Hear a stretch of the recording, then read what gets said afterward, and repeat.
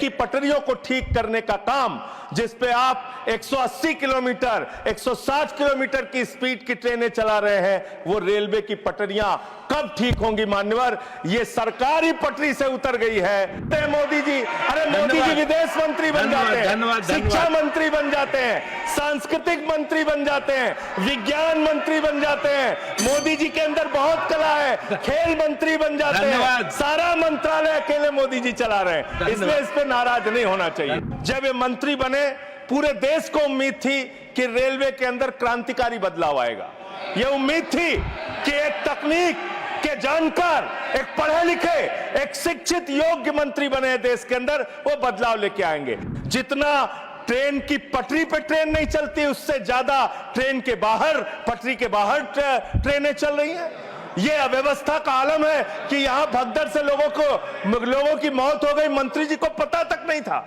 धन्यवाद मान्यवर, आपने इस महत्वपूर्ण विभाग की, रेलवे विभाग की चर्चा पे मुझे बोलने का अवसर दिया।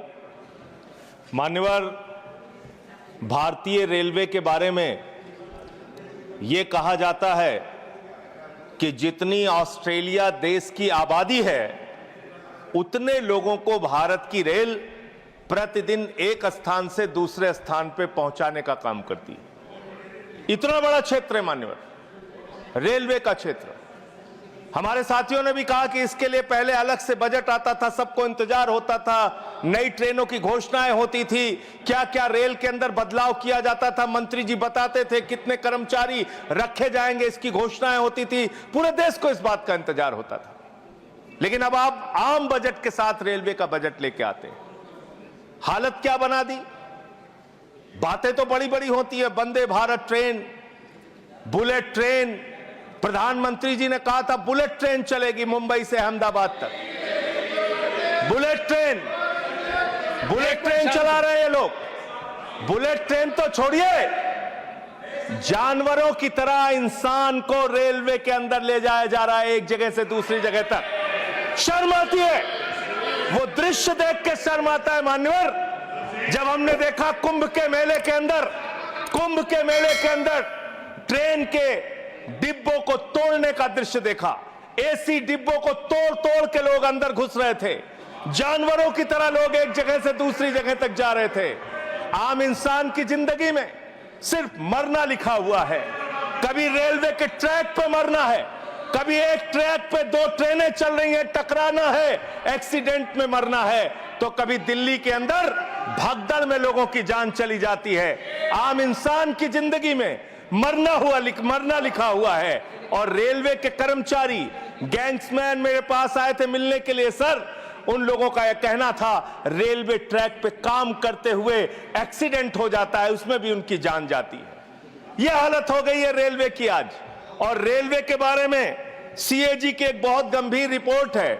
माननीय मंत्री जी यहां पे बैठे, और मैं दिल से कहना चाहता हूं, कोई यहां पे बैठे इसलिए नहीं कह रहा हूं, जब ये मंत्री बने पूरे देश को उम्मीद थी कि रेलवे के अंदर क्रांतिकारी बदलाव आएगा।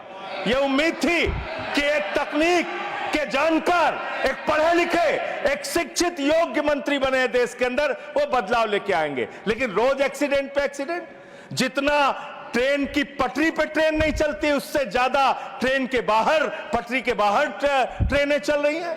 यह अव्यवस्था का आलम है कि यहां भगदड़ से लोगों की मौत हो गई, मंत्री जी को पता तक नहीं था। इसका मतलब इनके कर्मचारी, इनके अधिकारी इनको बताते भी नहीं कि इतना बड़ा हादसा हो गया। इसी दिल्ली में लोगों की मौत हुई। सर, मैं सीएजी की रिपोर्ट एक आई रेलवे के बारे में, उसके बारे में अपनी बात कह के अपनी बात खत्म करूंगा।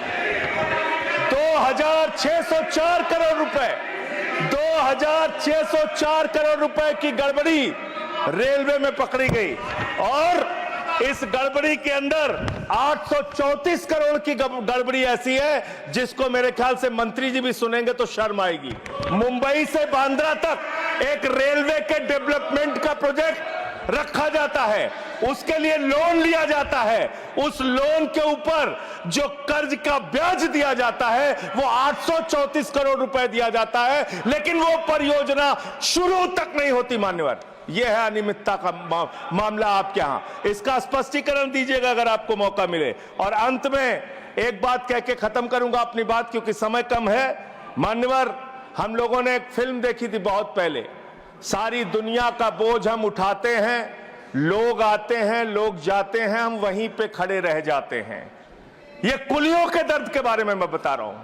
कुलियों के संगठन के लोग मुझसे मिलने के लिए आए थे 3 दिन पहले मान्यवर, और पूरे देश में 19,000 कुली हैं जिनको उस समय की 2009 के अंदर उनके लिए घोषणा की गई थी कि उनके बच्चों को नौकरी दिया जाएगा, उनको गैंग्समैन की नौकरी दिया जाएगा।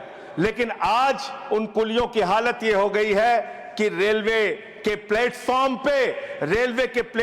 पे ई रिक्शा चलते हैं, रेलवे के प्लेटफॉर्म पे वाहन चलते हैं जिसमें सामान ढोने के लिए यात्रियों को एक प्लेटफॉर्म से दूसरे प्लेटफॉर्म पे पहुंचाने के लिए वहां पे वाहन मौजूद हैं। जाहिर सी बात है पैसेंजर उसका इस्तेमाल करेंगे। इन कुलियों का दर्द कोई सुनने के लिए तैयार नहीं है। मैं आपके माध्यम से माननीय मंत्री जी से अनुरोध करूंगा कि जो लोग वर्षों से लोगों का बोझ उठा रहे हैं, उनके परिवार की चिंता कीजिए, उनकी गरीबी की चिंता कीजिए, और कृपा करके ये 19,000 जो लोग हैं आज बेरोजगारी की कगार पे हैं, उनको कहीं समायोजित करने के लिए या उनके लिए कोई महीने की तनख्वाह की घोषणा, मदद की घोषणा सरकार की ओर से अपनी ओर से कीजिए। और अंत में यही बात कह के अपनी बात को समाप्त करूंगा कि आज पूरे देश को इंतजार है इस बात का कि कब ये दुर्घटनाएं रुकेंगी। पूरे देश को इंतजार है इस बात का कि 3 लाख भर्तियां जो आपने रोक रखी हैं, जिसके कारण आज संवेदनशील जगहों पे एम्प्लॉय नहीं है, कर्मचारी नहीं है, दुर्घटनाएं हो रही हैं, वो कब रुकेंगी। और रेल की पटरियों को ठीक करने का काम, जिस पे आप 180 किलोमीटर 160 किलोमीटर की स्पीड की ट्रेनें चला रहे हैं, वो रेलवे की पटरियां कब ठीक होंगी मान्यवर। ये सरकार ही पटरी से उतर गई है इस सरकार के। और अभी ये नासिर भाई काफी दुखी थे, कह रहे थे रेल मंत्री बन जाते हैं मोदी जी। अरे मोदी जी विदेश मंत्री बन जाते हैं, शिक्षा मंत्री बन जाते हैं, सांस्कृतिक मंत्री बन जाते हैं, विज्ञान मंत्री बन जाते हैं। मोदी जी के अंदर बहुत कला है, खेल मंत्री बन जाते हैं। सारा मंत्रालय अकेले मोदी जी चला रहे हैं, इसलिए इस पे नाराज नहीं होना चाहिए। धन्यवाद।